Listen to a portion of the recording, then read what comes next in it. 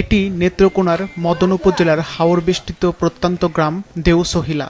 গত 16 জুন এই গ্রামের সবিউল্লাহর ছেলে সৌরভের মরদেহ পাওয়া যায় একই গ্রামের বনর চৌধুরীর গোয়াল ঘরে। তাকে সকালবেলায় এখানে আমাদের এলাকার একটা গোয়াল ঘরে অবস্থায় পাওয়া গেছে। তাকে আঘাতপ্রাপ্ত করে এই কিরিসের আঘাত দিয়ে তারে মারছে। কিরিসের আচারগুলো এখানে পড়ে আছে এবং আমাদের এলাকাবাসী এবং আমার পক্ষ থেকে প্রশাসনের কাছে দৃষ্টি আকর্ষণ করছি, তার চূড়ান্ত বিচারের দাবি করছি। তার আমাদের সকলের সম্মুখে এনে তাকে ফাঁসি দেউক, আমরা সেই এলাকাবাসী সেটা চাই। আমি প্রতিদিনের মতো 9টার দিকে আসছি গোবর পালানোর জন্য। আয়সা দিয়ে বাচ্চাটা শুয়ে রয়েছে। শুয়ে তারপরে আমি তারে বলতেছে এই তোরে খুঁজতেছে। আমি ভাবছি যে বাচ্চা তো প্রাইভেটে আসলে পলায় শুয়ে থাকে, তখন তার টেলা দিতে অন্যরকম অবস্থা, তার লয়ে গেলাম, মারা গেছে। যে বাচ্চাটা মারা গেছে এই বাচ্চাটা প্রথমে বলছিল যে আমার পাইলট সিগারেট দেন, তারপর আমি পাইলট সিগারেট দিলাম, তারপর গেছে পরে কতক্ষণ পরে তারা বিশেষ আছে হইসই করে যে ছেলেটা কই, তারপরে দেখা যাচ্ছে যে 10টার দিক দিয়ে বলছে যে মারা গেছে।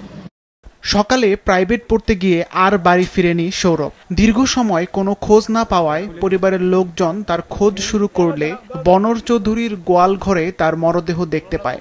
ঘটনার পর 2 সপ্তাহ পার হলেও মূল অপরাধীদের গ্রেপ্তার করতে পারেনি পুলিশ। এ ঘটনায় শিশুর বাবা ও আত্মীয়রা পুলিশের উপর ক্ষোভ প্রকাশ করেন। এখন 2 দিন ধরে থানায় যায় না, প্রতিদিন বেনে যাইতাম, বিহালে যাইতাম থানায়, যে বারবার বলতাম যে আসামি ধরেন নাই কেন। তারপর আমারা বলে যে আমরা তদন্ত করতেছি, তদন্ত কইরাও আপনার যে গ্রামের লোক, পাড়া মহল্লার লোক সবাই আপনার সাক্ষ্য দিয়ে দিছে, তাও তারা আসিয়া ধরে নাই। তাদের সাধ্যটা কি?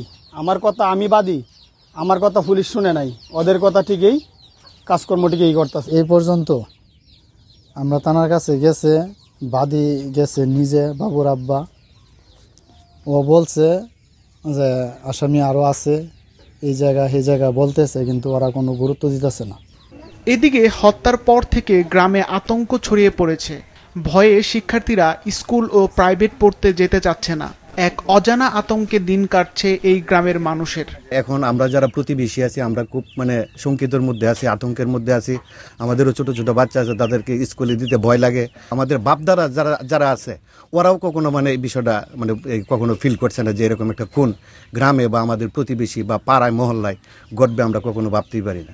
ছোট ছোট বাচ্চারা এখন ধরায় মারে, ছাড়ে না, পিছন ছাড়ে না, স্কুলও যেতেছে না, প্রাইভেটও যেতেছে না। রাইতে হইলেও সন্ধ্যার টাইমে বাচ্চারা ভিতরন লাগে, যায় না, তুমি ডরায়। পুলিশ জানিয়েছে তারা মামলাটি সর্বোচ্চ গুরুত্ব দিয়ে দেখছে। এ ঘটনায় এখন পর্যন্ত 3 জনকে গ্রেফতার করা হয়েছে ও অচিরেই মামলার রহস্য উন্মোচনের মাধ্যমে আসল খুনি বের হবে বলে জানান পুলিশের এই ঊর্ধ্বতন কর্মকর্তা। পুলিশ সর্বোচ্চ গুরুত্ব দিয়ে আমরা দেখছি এবং এটার মূল রহস্য উদ্ঘাটনের জন্য এবং কারা বা কে এই সৌরভকে বুকে স্টেপ করে হত্যা করেছে এটা উদ্ঘাটন করার জন্য আমরা সর্বোচ্চ চেষ্টা করে যাচ্ছি। যদিও আমরা এখন পর্যন্ত অনেকটা এগিয়ে এসেছি, আপনারা জানেন যে মধ্যে আমরা 3 জনকে ধরতে সক্ষম হয়েছি। আমরা তদন্তের স্বার্থেই আমরা সবকিছু প্রকাশ করছি না, তবে আমরা অচিরেই মূলত আমরা গ্রেপ্তার করতে সক্ষম হবে এবং উদ্ঘাটন করতে সক্ষম হবে। আমরা অচিরেই আমরা জানতে পারবেন যে এর পেছনে কারা জড়িত এবং কারা হত্যা করেছে।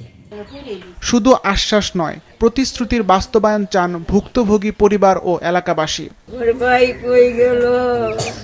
সিফাত রহমান, মাছরাঙা নিউজ ডেস্ক।